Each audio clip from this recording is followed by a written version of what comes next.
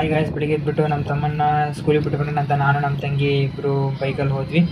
ಅವನಿಗೆ ಅಲ್ಲಿ ಸ್ಕೂಲಿಗೆ ಬಿಟ್ಟು ಏನೋ ಬುಕ್ಸ್ ತೊಗೋಬೇಕು ಅಂತಿದ್ದ, ಅದಕ್ಕೆಲ್ಲ ಬುಕ್ಸ್ ಎಲ್ಲ ಕೊಡಿಸಿ ಅವನಿಗೆ ಸ್ಕೂಲ್ ಬಿಟ್ಟು ಮತ್ತೆ ಮನೇಲಿ ವಾಪಸ್ ಬಂದೆ.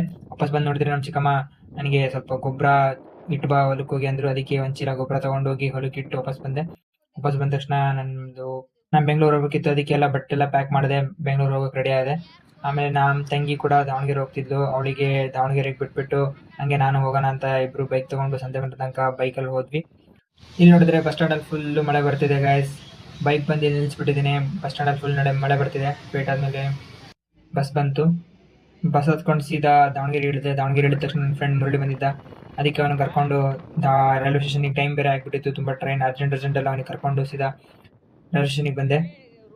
5 ನಿಮಿಷಕ್ಕೆ ಟ್ರೈನ್ ಬಂತು. ಒಂದು 5 ನಿಮಿಷ ಲೇಟ್ ಆಗಿದ್ರು ಟ್ರೈನ್ ಮಿಸ್ ಆಗಿಬಿಡೋದು. ಆಮೇಲೆ ಬೆಳಗಿಂದ ಏನು ತಿಂದಿರಲಿಲ್ಲ ಅಂತಂದು ಅಲ್ಲಿ ಚುರುಮುರಿ ಬಂತು ಅಂತ ಚುರುಮುರಿ ತಗೊಂಡೆ. ಹಂಗೆ ನಮ್ದೊಂದು ಜನಶತಾಬ್ದಿದು ಒಂದು ಕ್ಲಿಪ್ ಇರಲಿ ಅಂತ ಸುಮ್ಮನೆ ಒಂದು ವಿಡಿಯೋ ಕ್ಲಿಪ್ ತೆಗೆದೆ. ಆದರೆ ಹೊರಗೆ ನೋಡಿದ್ರೆ ಫುಲ್ ಬ್ಯೂಟಿಫುಲ್ ಆಗಿ ಸನ್ಸೆಟ್ ಆಗ್ತಿತ್ತು. ಅದೊಂದು ಸ್ವಲ್ಪ ತಂಗಿ ವ್ಯೂ ನೋಡ್ಕೊತ ಅಷ್ಟೊತ್ತಿಗೆಲ್ಲೇ ಯಶವಂತಪುರ ರೀಚ್ ಆಗಿಬಿಟ್ಟೆ. ಯಶವಂತಪುರ ಮೆಟ್ರೋ ಸ್ಟೇಷನಿಗೆ ಬಂದೆ.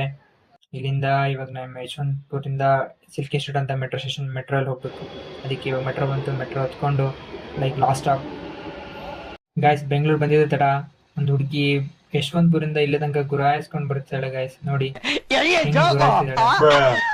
ನೈಟ್ ಬೇರೆ ಲೇಟ್ ಆಗಿಬಿಟ್ಟಿತ್ತು, ಅದಕ್ಕೆ ಹಂಗೆ ಹೊರಗೆ ನೋಡ್ಕೊಂತ ಸಿಲ್ಕಿ ಸ್ಟ್ರೀಟ್ ಮೆಟ್ರೋ ಸ್ಟೇಷನ್ಗೆ ರೀಚ್ ಆದೆ. ಸಿಲ್ಕಿ ಇಳಿಯೋಷ್ಟರಲ್ಲಿ 10 ಗಂಟೆ ಆಗಿಬಿಟ್ಟಿತ್ತು, ಏನು ಊಟನೂ ಮಾಡಿರಲಿಲ್ಲ. ಅದಕ್ಕೆ ಇವಾಗ ಇಲ್ಲಿ ಹತ್ರ ಅಂತ ಮಂಜುನಾಥ್ ಹೋಟ್ಲಿದೆ, ಅದಕ್ಕೆ ಹೋಟ್ಲಿಗೆ ಬಂದು ಕುಷ್ಕ ಕಬಾಬ್ ತೊಗೊಂಡು ತಿಂದೆ. ಅಲ್ಲಿಂದ ಬಸ್ ಯಾವುದು ಸಿಗಲಿಲ್ಲ ಅಂತ ರ್ಯಾಪಿಡೋ ಮಾಡಿಕೊಂಡು ಸೀದಾ PGಗೆ ಬಂದೆ. ನೋಡಿ PGಗೆ ರೀಚ್ ಆದೆ. Okay guys, finally next blog ಸಿಗೋಣ. ಬಾಯ್, ಸಿ ಯು.